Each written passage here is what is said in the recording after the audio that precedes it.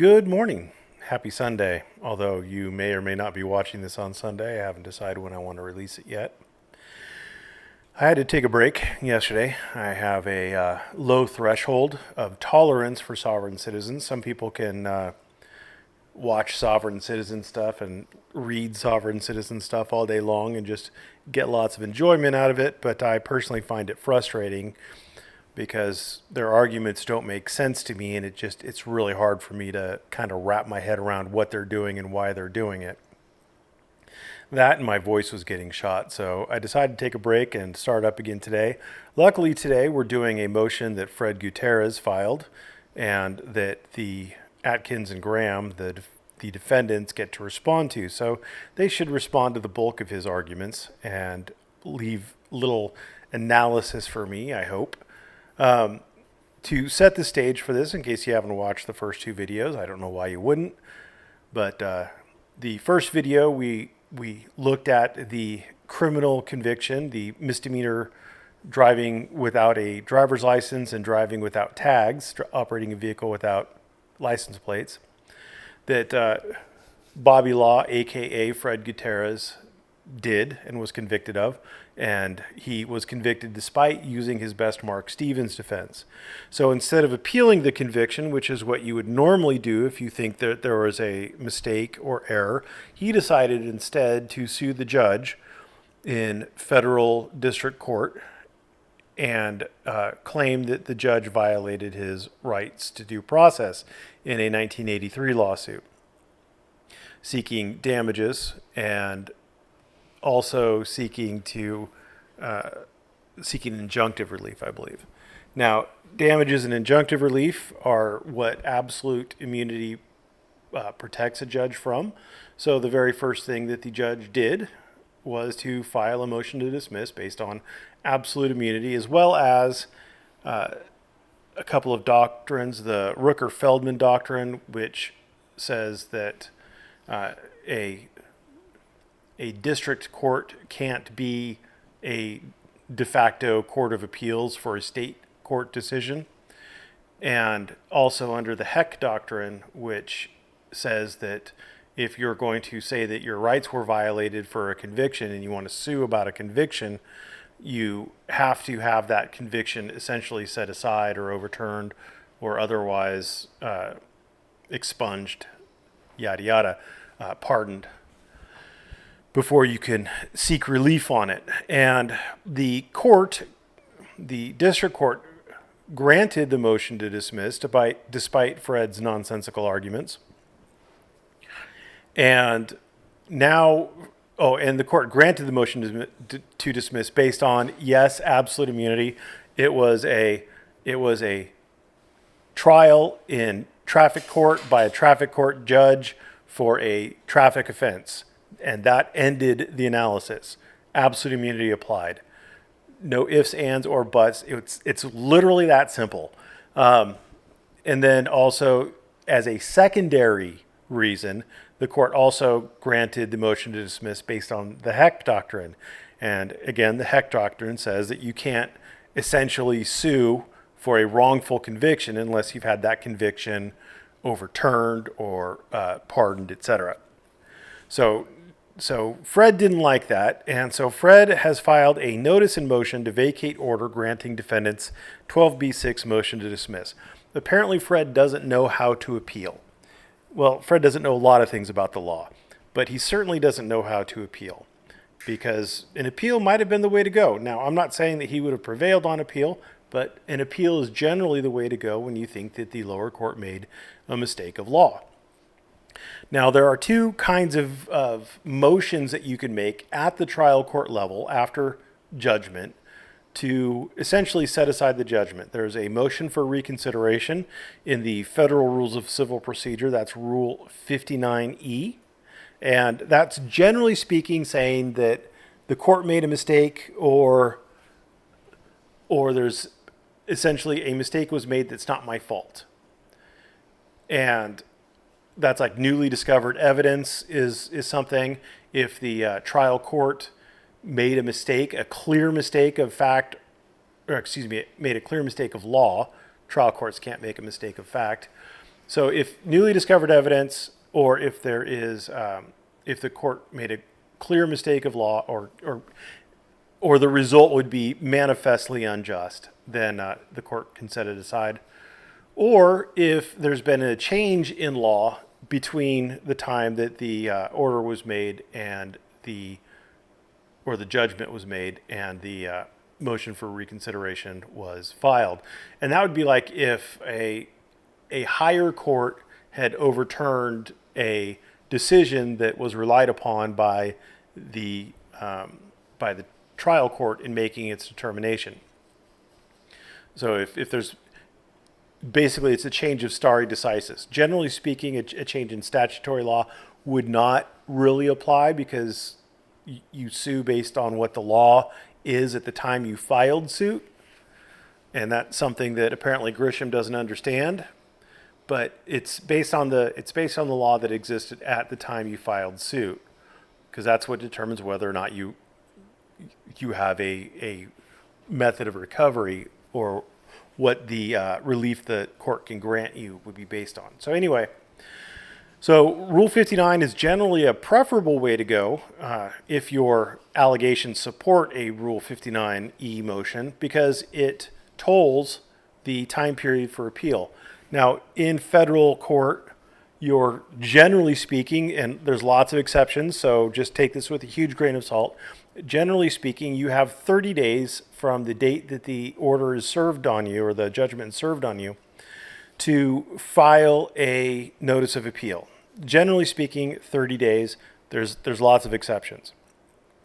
Now, if the order was issued on April 25th of 2013, and you file your notice of motion and motion on May 2nd, well, you only have till May 25th, roughly. I think there's 30 days in April. You have till like May 25th in order for you to file an appeal, a notice of appeal. And if the court doesn't get back to you until November, well, then you really wanted to have that time to appeal told. So now the appeal, you have 30 days from November 26th to file your appeal. And you can appeal not only the underlying issue, the underlying initial order or judgment that you filed the motion for reconsideration on, but you can also appeal the order denying the motion for reconsideration. So there's lots of benefits for doing a Rule 59E motion. And generally speaking, a court is supposed to, if there's a motion for reconsideration or a motion to set aside a judgment that's filed within 28 days after the entry of judgment, the court is going to treat it as a Rule 59E motion for reconsideration, because that's more beneficial to the person who filed the motion, to the moving party. Now, there's also the Rule 60B. It's a motion to set aside a judgment. And that's, generally speaking, that's based on your mistake. Generally speaking, it's based on your mistake. If you made some sort of a reasonable mistake, like you put the decimal point in the wrong spot in your prayer for relief. Inadvertence, if you mailed let's say that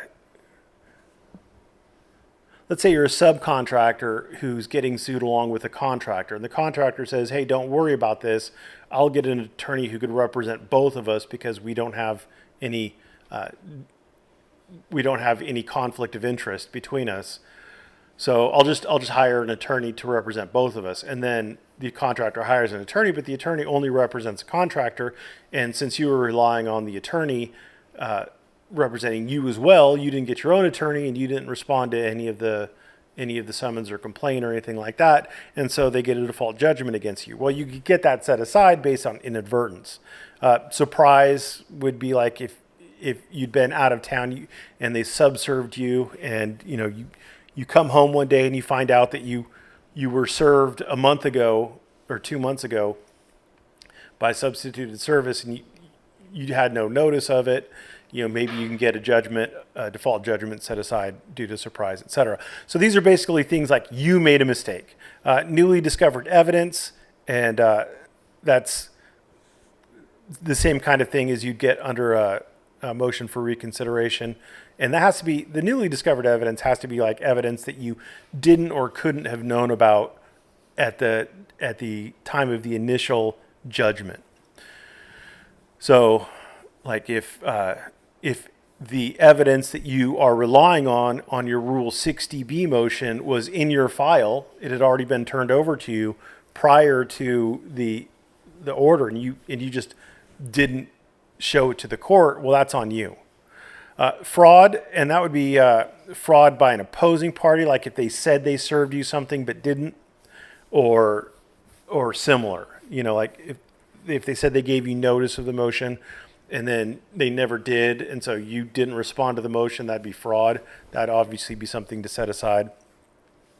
And that actually would probably be fraud on the court, and the judge can always set aside fraud on the court. So if it's fraud on you, it's like if they serve you one version of a motion, but then they actually file another version of the motion, and the version that you got served with you don't find objectionable, so you don't oppose it, but the other version gets anyway. So you get the idea. If the judgment is void, or if the judgment has been satisfied or discharged, or any other reason that justifies relief. Now, this any other reason that justifies relief has to be a damn good reason, like a really good reason. It's not just, well, I think the judge was wrong. I mean, this has to be a monster of a reason. You're probably not going to prevail asking for a relief from a judgment or order based on any other reason that justifies relief, just out of the gate. So anyway, our hero files this on May 2nd. That's about 7 days after the order was issued. And so this genius decides to rely on Federal Rule of Civil Procedure 60B, which is the wrong one, but that's okay. The court's probably going to have his back. We'll get there, though. So he's still numbering his sections, which is kind of weird. But here's his argument. He says a party may seek relief from judgment on a showing of mistake, inadvertence, or surprise. So this is FRCP 60B1. So it is this right here. Now, in order for this to make sense, he's going to have to plead that he made a mistake. He did something inadvertently. He was surprised, or he neglected it excusably. So let's see if he argues that. Plaintiff seeks relief from this judgment because plaintiff was not granted the opportunity to amend the original complaint by which plaintiff's claims could be more clearly demonstrated that. Now, you already see he's not saying that he made a mistake or he did something inadvertently or he was surprised. So already it doesn't make sense, but whatever, we'll run with it. The Justice Courts of Nevada are not courts of general jurisdiction, but limited jurisdiction, requiring statutory compliance in all areas before immunity could be available to Atkins. Now, he provides no citation for this sentence. He's going to cite to a Supreme Court decision here next. This makes moot the umbrella of general immunity granted to properly elected or appointed judges presiding over courts of superior or general jurisdiction specified in Stump versus Sparkman, as Atkins is not such a judge and the Justice Court of Laughlin is not such a court. Now, in Stump versus Sparkman, they are talking specifically about a judge of a court of general jurisdiction. They don't say only judges of courts of general jurisdiction are not liable to civil actions for their judicial acts. It just says judges. So it's like saying brown dogs are good dogs, right? Brown dogs are good dogs. There's a substantive issue between saying brown dogs are good dogs and only brown dogs are good dogs. Because as you know, all dogs are good dogs. So it makes sense to say brown dogs are good dogs. Yes, that's a true statement.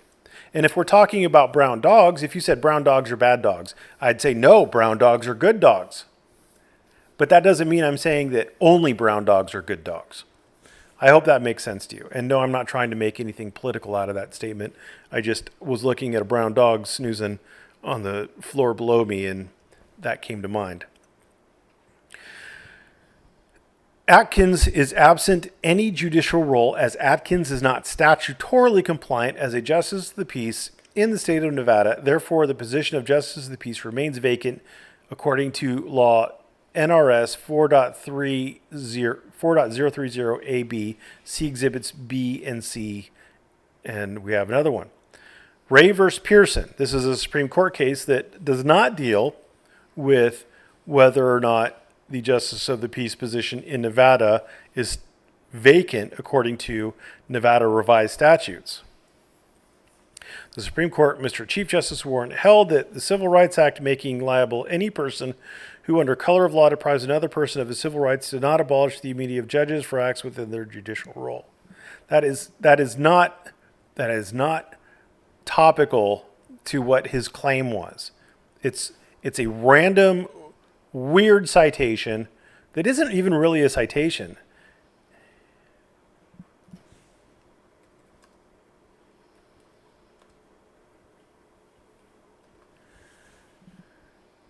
And it's a weird citation too, because he's citing to the Supreme Court, or a different. Normally it's U.S. Normally I don't know why he's doing weird citations.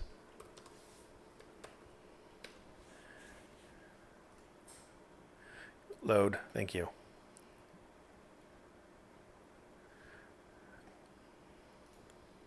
All right, so let's see what his quote was. His quote was, Mr. Chief Justice Warren held that.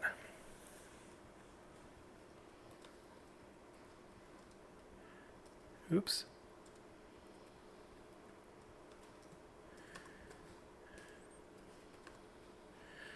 So that's not even a citation. That's not even a quote. He has it in quotation marks. See, in quotation marks. And what the hell is he citing? Seth, one of the problems with sovereign citizens is they don't actually look at the original material. They don't look at the original opinion. They go to some sovereign citizen website and they just rely on the quotations from that sovereign citizen website. That's why you get weird citations like this. That's why you don't get page numbers. Look at this. Look at this citation right here for Stump versus Sparkman. Stump versus Sparkman, 435 U.S., quotes, judges, asterisk 356. Okay, so we get it. It's on page 356, but this is an incomplete citation. Like a proper citation would be like this one right here, 733 F.2D 509. That's where it starts, comma 518. So Stump versus Sparkman. Stump versus Sparkman citation is 435 U.S. 349, not 435 U.S. judges asterisk 356. So it's sovereign citizens do this a lot, and it really irritates me. So this is a weird and stupid thing that he said. All right, in reference to Heck, this is the Heck doctrine, which acquires its authority pursuant to USC 18 USC 1732. 18 USC 1732.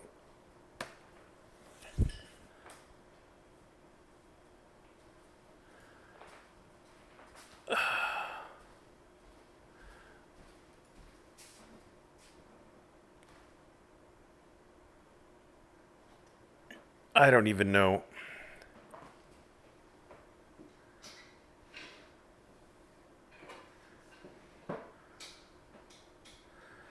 I don't even know.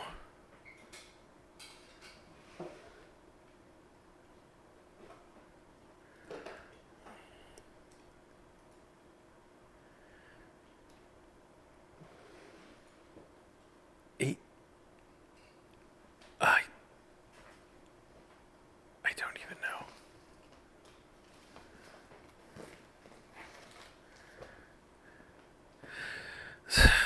Such acts, records, and judicial proceedings. Let's see where he's trying to find this from.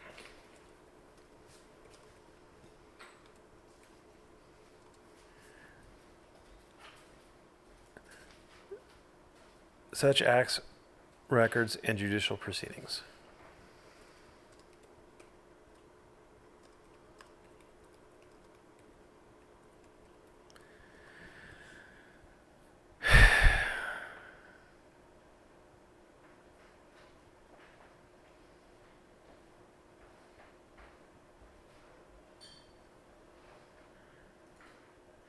(28 USC 738).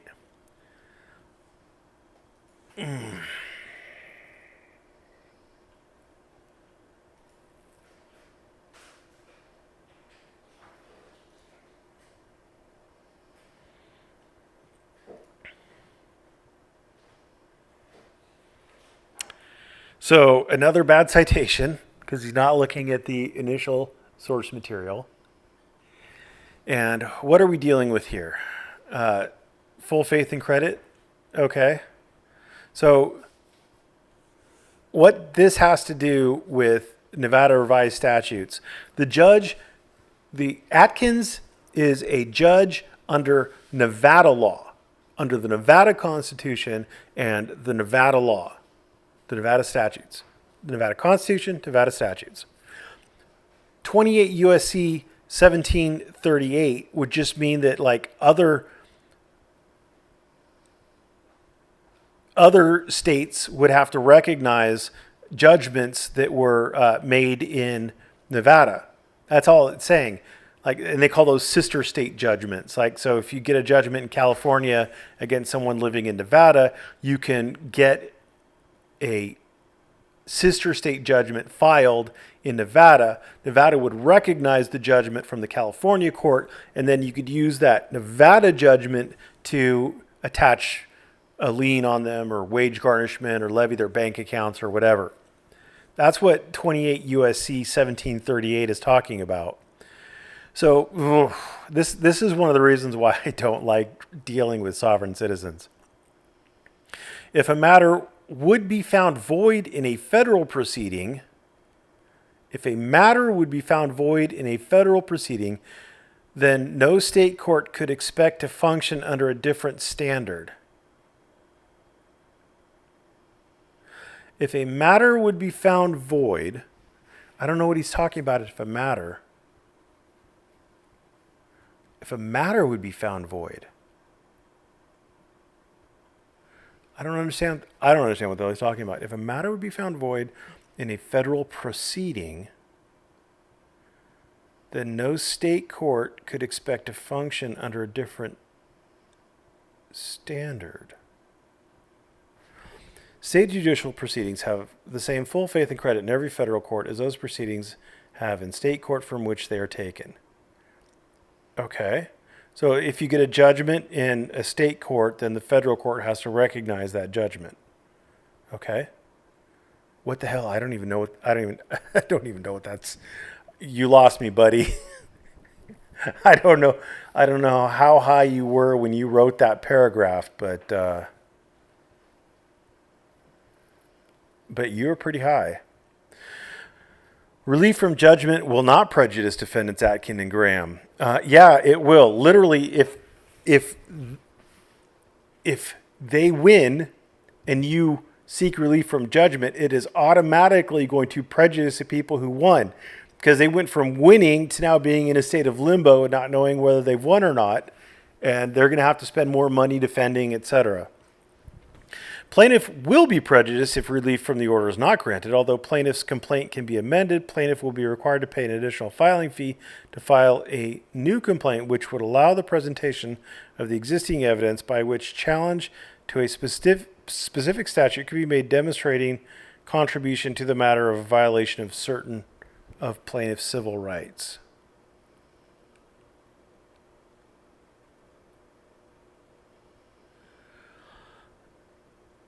Huh?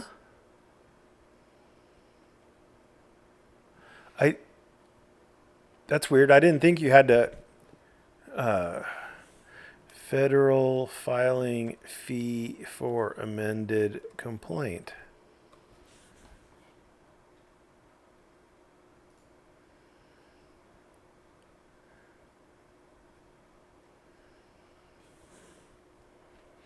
It's gone up. This is old.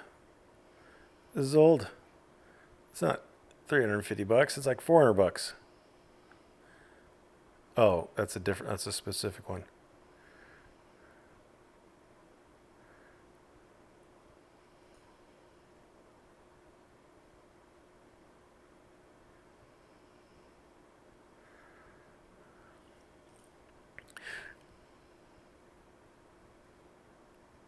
I'm not aware of there being any filing fee for an amended complaint. I'm not aware of any filing fee for an amended complaint. So I don't know what he's talking about there.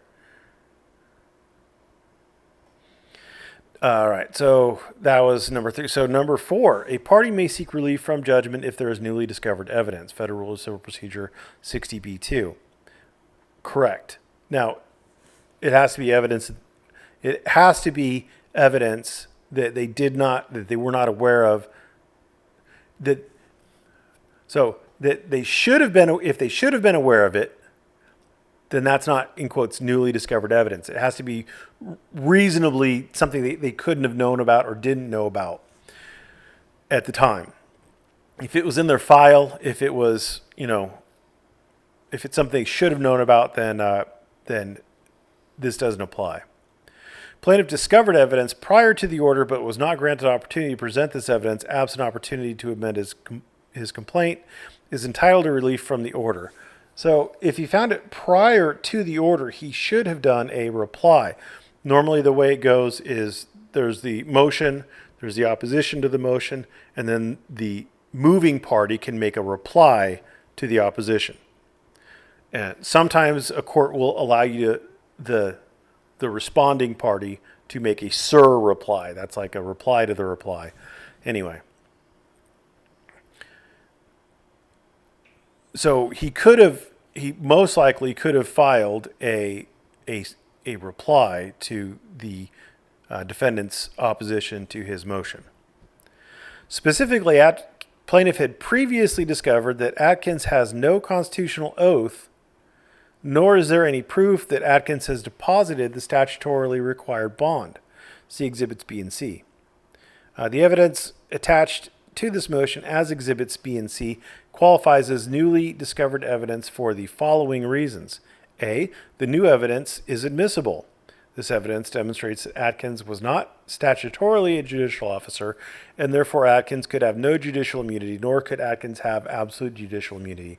I've never seen the oath or bond argument prevail ever in any of these sovereign citizen motions or attempts to get out of the particular jurisdiction of the court that they're in or what have you.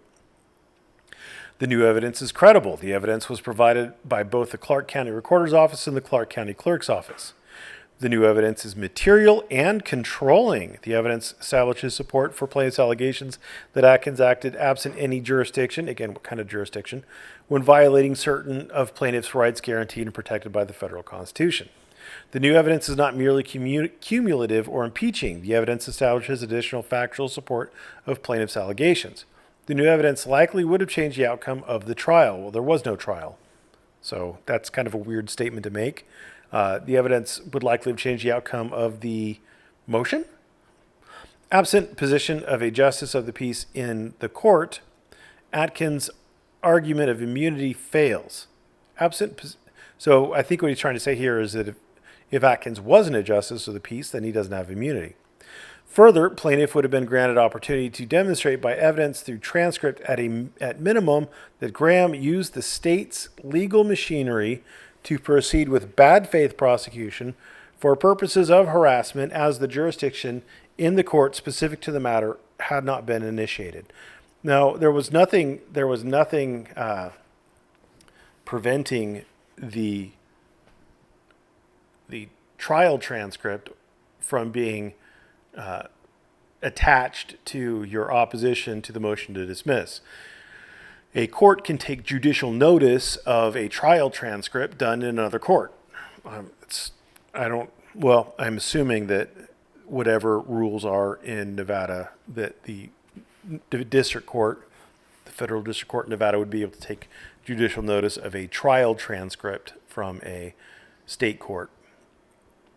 A party is entitled to relief from judgment if the party is not otherwise entitled to relief under Rule 60b 1 through 5, but exceptional circumstances exist that demonstrate the judgment is manifestly unjust.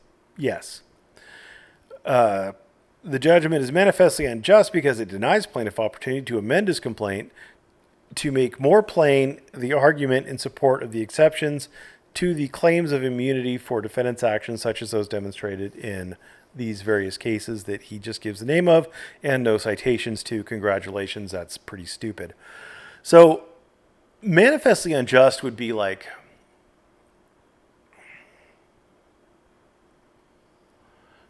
if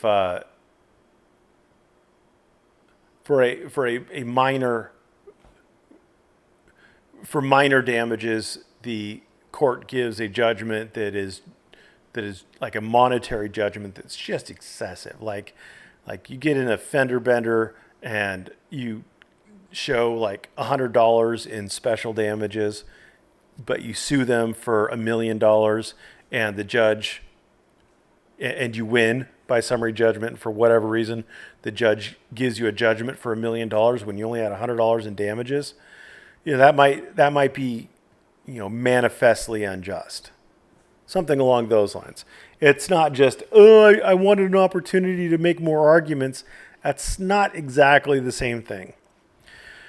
One of the things in law is that words and phrases tend to get defined by court cases to mean something more specific than what it appears the words would indicate just on their own.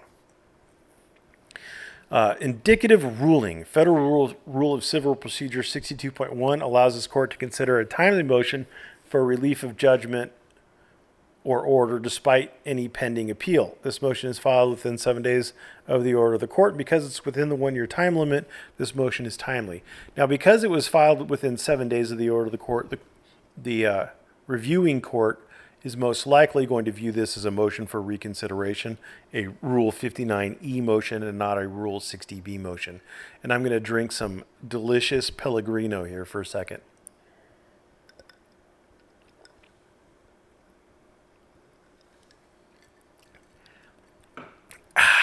Delicious. Plaintiff asks the court to consider this motion for relief from the order and provide an indicative ruling that 1, it will grant the motion should the appellate court remand this case, or 2, the motion raises a substantial issue that requires further consideration by this court before the issues pending an appeal could be decided. Because plaintiff sees upon reviewing the factual allegations that an amended complaint would be relevant and necessary to provide the court with additional support or argument to demonstrate to the satisfaction of the court that the claim of bad faith on behalf of Graham in accordance with the proceedings in accordance and keeping with Wilson et al. And Dombrowski et al. And the claims against Atkins for rights violation warrant further proceeding in order to support plaintiff's due process claims seems proper. That was a crap salad of a sentence. I'm not even going to try to figure out what it means. Otherwise, plaintiff will be left with the encumbrance of time and expense to file a new but similar action in order to address these issues. I hate to break this to you, buddy, but the case was dismissed and judgment was entered. This is res judicata. This is done. This case has been heard. If you file a similar proceeding, not only will they still prevail if they assert qualified or absolute immunity, but they will also prevail that this has been adjudicated. This case is done. So this is your one shot at glory. Now, he does indicate that he has filed an appeal. I've not seen an appeal on it. It would be interesting if there was an appeal. A lot of appeals just get denied, just summarily denied. There's no opinion written. You just get back a letter saying that, oh, your appeal's been denied. Yes, I've gotten those letters. But it happens more often than you might think. He may not have filed an appeal. I don't know, but we'll see. Because plaintiff was not granted the opportunity to amend his complaint to further clarify and add factual support or thereby narrow argument to support plaintiff's claims. It is in the interest of justice and fairness that the plaintiff asks the court to vacate the order and grant the plaintiff opportunity to amend his complaint accordingly. Oh, thank God we're done. All right, here's Exhibit B. This is payment for supporting documentation. That's a check from, oh, geez, I probably shouldn't have that up on the screen. My bad, Fred. This is not Fred's address, by the way. This is a box store. He asks for the oath of office. She sends back that,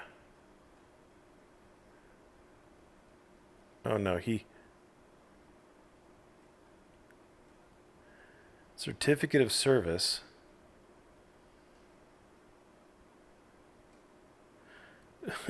He had his wife put the documents in there. This is part of his little grift that he was running, and this is the certificate of services. So they wasted money on a notary. How dumb. Wait. All right. So they've enclosed a copy of the bond. They have a blanket fidelity bond that includes a performance rider. All right, so there's the bond, and the matter of the oath for office, we do not have his oath on file. So you may want to check with the county recorder's office. So did he check with the county recorder's office? That's the clerk's office. Policy conditions for the bond. All right, so interesting. Did he check with the clerk's office?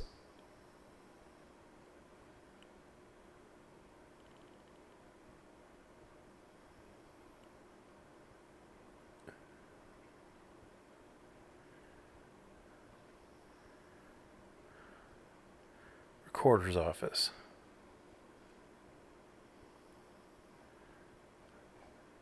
I don't know if you received it or not yet, because this is from the clerk, not recorder.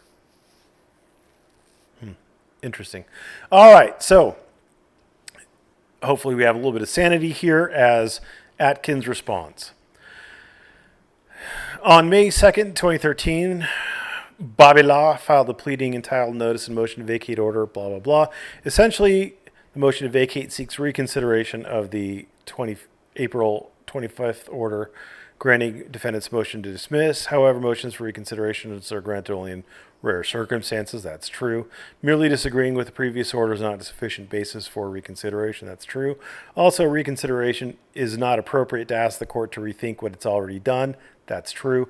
Reconsideration is only appropriate if the district court, number one, is presented with newly discovered evidence, number two, committed clear error or the initial decision was manifestly unjust. That's true.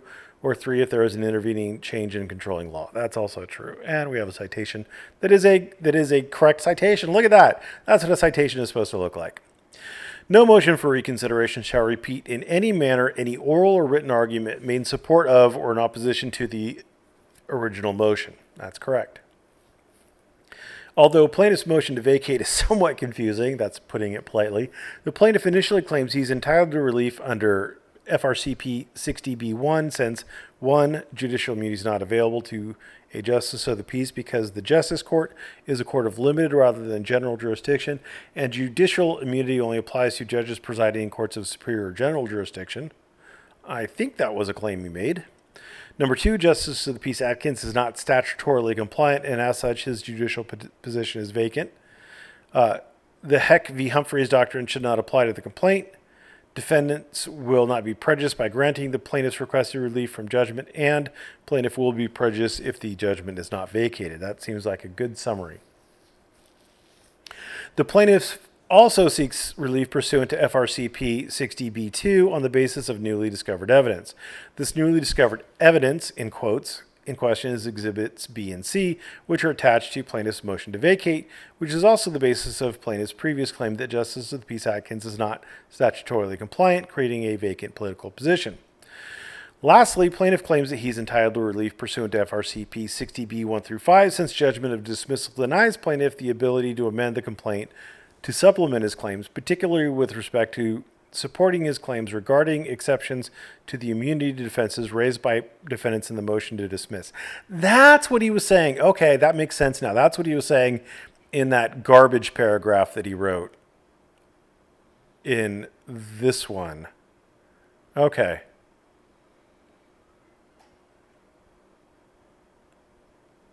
Or maybe it's this one. Oh yeah, I guess it is this paragraph, 10, not 13. Still don't know what the hell he's trying to say in 13. All right, each of plaintiff's claims will be addressed in turn. Number one, judicial immunity. The plaintiff claims that unlike judges presiding over courts of superior or general jurisdiction, justices of the peace are not entitled to judicial immunity since the justice court is a court of limited jurisdiction.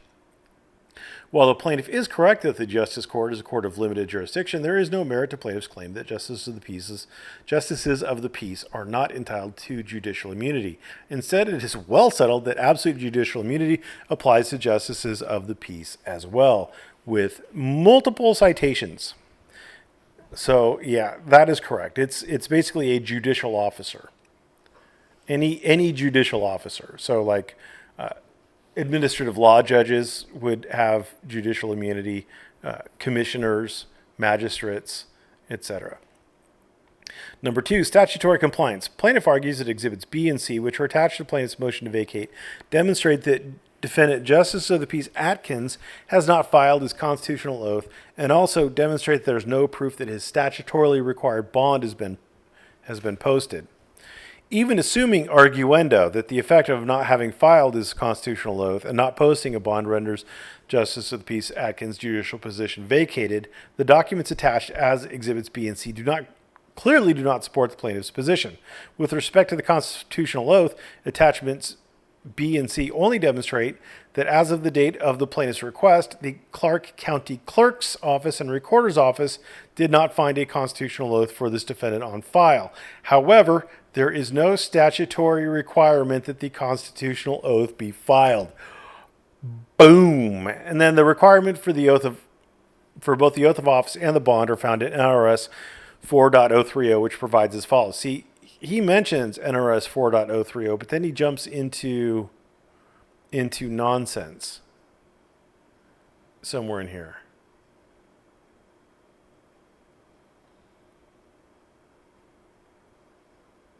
Yeah, right here. He just says that it applies, but see, you should actually like cite the actual statute, the relevant portions of the actual statute. It helps. So the oath and bond of justice of the peace. Each justice of the peace elected or appointed in the state shall, before entering upon the duties of the office, number one, take the oath prescribed by law. It does not say record it. They're absolutely right. It just says take the oath. And number two, execute a bond to the state of Nevada to be approved by the Board of County Commissioners and furnished at county expense in the penal sum of not less than $10,000 or more than $40,000 as may be designated by the Board of County Commissioners. The bond must be conditional for the faithful performance of the duties of the office and filed in the office of the county clerk. So see how this says it has to be filed, and number two says filed, number one doesn't say filed? There's your sign. Accordingly, unlike the bond that clearly is required to be filed in the office of the county clerk, NRS 4.030 simply requires that a justice of the peace take the oath prescribed by law. By its very terms, NRS 4.030 does not require that the oath be filed in the county clerk's office. The form of the official oath is provided as follows, so that's the form of the oath, but it does not require the oath to be filed. Therefore, the documents attached as Exhibits B and C to the motion to vacate fail to support plaintiff's claim that Defendant Justice of the Peace Atkins, you should always spell your client's name right. That irritates me when they misspell their own client's name. Was statutorily non-compliant with respect to the constitutional oath. Now they won, spoil alert, but you still should spell your own client's name right. With respect to the statutorily required bond, documents in Exhibit C actually demonstrate that such a statutory bond covering this defendant does exist in the form of a bond that covers all of the county elected officials, with the exception of the constables and the treasurer, which are bonded separately. So, see Clark County Board of County Commissioners agenda item, elected officials bond cleared for agenda August 2nd, 2011. Such blanket bonds are specifically authorized by NRS 282.163, which provide as follows: a blanket bond may be furnished, yada yada. Accordingly, plaintiff's argument the defendant, Justice of the Peace Atkins, is statutorily non-compliant is not merited. Number 3, Heck versus Humphrey. Plaintiff's argument on this point is unintelligible. Plaintiff's argument on this point is unintelligible. I think that was one of the ones where I was like, what the hell is he talking about? Yeah, this one. I was like, what the hell is he talking about? Plaintiff's argument on this point is unintelligible, and therefore it is not a proper ground for vacating or reconsidering the judgment granting defendant's motion to dismiss. Number 4, prejudice to defendants. Although plaintiff claims that the defendants would not be prejudiced by the vacating of the judgment of dismissal, brining the defendants back in this case with the potential of having to engage in discovery when it is clear from the face of the complaint that dismissal is proper, would certainly prejudice the defendants. Yeah, it would. I mean, they'd have to spend more attorney's fees. They'd be stuck in limbo longer. Yeah.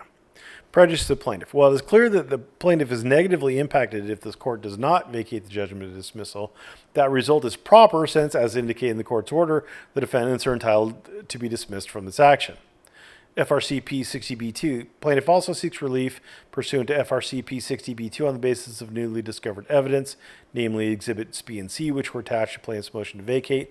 This issue has been adequately addressed in the section titled Statutory Compliance. As indicated previously, the claim for relief is without merit. And then there's FRCP 60B 1 through 5. He just throws pretty much everything out there. I don't know why. The plaintiff also claims that he's entitled to relief from the judgment of dismissal since the judgment prevents the plaintiff from amending the complaint to supplement his claims against the defendants, particularly with respect to his claim that his case falls within one of the recognized exceptions to the immunity defense raised by the defendants in the motion to dismiss. This court appropriately determined in its order granting the motion to dismiss that the defendants were entitled to have the motion to dismiss granted, and that granting the plaintiff leave to amend would be futile. It should be noted that the motion to dismiss was granted not solely on the immunity defenses raised in that motion, but also based on Heck versus Humphrey as well. It should be noted that plaintiff provides no specifics in his motion to vacate that would support plaintiff's claim that defendants are not entitled to judicial and prosecutorial immunity respectively. So that was a solid and not too lengthy response. I approve, spelling mistakes aside. And then we have the order. So, facts and procedural history, we're aware of that. Legal standard, a motion to reconsider. So the court's considering this to be a motion to reconsider, a Rule 59E motion that's proper for it to do. A motion to reconsider must set forth some valid reason why the court should reconsider its prior decision and set forth facts or law of a strongly convincing nature to persuade the court to reverse its prior decision. Reconsideration is appropriate if this court, number 1, is presented with newly discovered evidence. Number 2, if this court committed clear error or the initial decision was manifestly unjust. Or, number 3, if there is an intervening change in controlling law. A motion for reconsideration is not an avenue to relitigate the same issues and arguments upon which the court has already ruled. Although plaintiff's motion to vacate is somewhat confusing, it essentially consists of 5 arguments. Number 1, judicial immunity is not available to a justice of the peace because the justice court is a court of limited rather than general jurisdiction, and judicial immunity applies only to judges presiding in courts of superior or general jurisdiction. Number 2, the Heck doctrine should not apply to plaintiff's complaint. Number 3, defendants will not be prejudiced. Number 4, plaintiff will be prejudiced. And number 5, Atkins is not statutorily compliant, and thus his judicial position is vacant. The first 2 arguments essentially reiterate the arguments disposed of by the court's order granting defendant's motion to dismiss. Therefore, they do not provide a proper basis for reconsideration. So he just lost on the two most important things. The judicial immunity is not available. You lost on that. It is. And the Heck doctrine doesn't apply. You lost on that. It does. So it's already done, but the court's going to continue. Since it's citing something. So arguments 3 and 4 likewise fail. While the court disagrees with plaintiff's assertion that defendants will not be prejudiced by the vacation of a judgment in their favor, it is obvious that even an absence of prejudice to defendants is not alone sufficient ground for vacating a properly entered order. Although it is clear that the court's denial of the instant motion to vacate will negatively impact plaintiff, this does not change the fact that plaintiffs were and remain entitled to be dismissed from this action. Accordingly, plaintiff's only remotely colorable argument at this point is his claim that he has adduced new evidence tending to show that Justice of the Peace Atkins' judicial position was vacant because he was not statutorily compliant. However, this argument also fails for at least two reasons. First, as the court understands the argument, it implies that plaintiff's underlying conviction is invalid, and therefore it too is barred by the Heck doctrine. So we're right back to the Heck doctrine. And no action is permitted under Section 1983 if a verdict in favor of the plaintiff would imply the invalidity of a previous conviction. Second, even assuming arguendo both that Heck does not apply and that the alleged statutory noncompliance renders the judicial position vacated, plaintiff has failed to produce any evidence of noncompliance. Specifically, plaintiff purports to demonstrate that Justice of the Peace Atkins has neither properly filed his constitutional oath nor properly posted his statutorily required bond. However, none of plaintiff's exhibits support these assertions. With respect to the constitutional oath, plaintiff's attachments demonstrate only that as of the date of the plaintiff's request, the Clark County Clerk's Office could not find a constitutional oath for Atkins. That's the way I read it too. I know the defendant said that it showed that the recorder didn't have a copy, but I didn't see that. So I'm glad I'm not going crazy. However, there's no statutory requirement that the constitutional oath be filed in the Clark County Clerk's Office. Therefore, plaintiff's attachments concerning the oath fail to demonstrate statutory noncompliance. With respect to the statutorily required bond, plaintiff's exhibits actually show the defendant Atkins. Nobody can spell Atkins. Why is that such a hard name to spell? Is compliant. Indeed, Exhibit C demonstrates that Defendant Atkins was properly covered by a bond that covers all of elected county officials, with the exception of the constables and the treasurer, who are bonded separately. Blanket bonds of this type are plainly authorized, etc. Accordingly, plaintiff's argument that Justice of the Peace Atkins is statutory noncompliant is meritless, and therefore plaintiff's motion to vacate is denied. So that ends the saga, unless I turn up an appeal. So that ends the saga of Fred Bobby-Law Gutierrez versus Timothy Atkins. You can't sue a judge. They got judicial immunity. And I put an asterisk next to you can't sue a judge because I've already gone over when you can and when you can't. But anyway, if C.J. Grisham thinks he can sue the judge who denied his motion, well, he is going to be Bobby Law Jr. Thanks for watching. Have a great day.